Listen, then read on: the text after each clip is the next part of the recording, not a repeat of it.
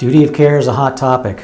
It is increasingly a hot topic as a result of some legal decisions that have come down.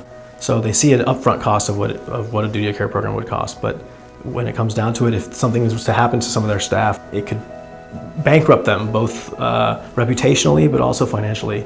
So these NGOs are following the money and see themselves now situated in a high-risk area. Local rebel groups, even governments are now bombing NGOs.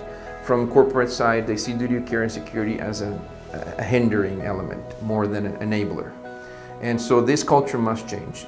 So what's your emergency response plan if you have a medical emergency in the field?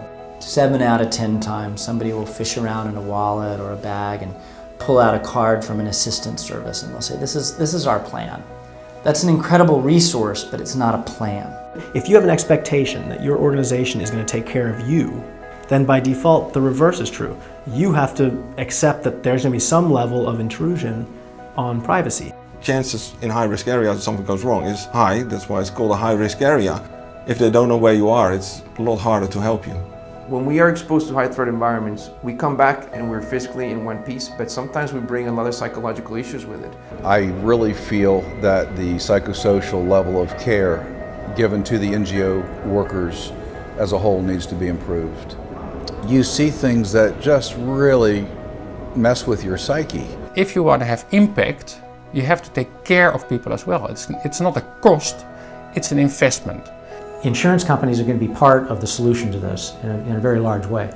It's the carrot-stick approach. You either give a discount on your premium if you have a duty of care policy, or they will raise your premium if you do not. A lot of times the expats are insured, but you're in a situation where you're hiring many local nationals and they're not being offered insurance. Well, you know what? They're people too. They're working sometimes for the same organizations.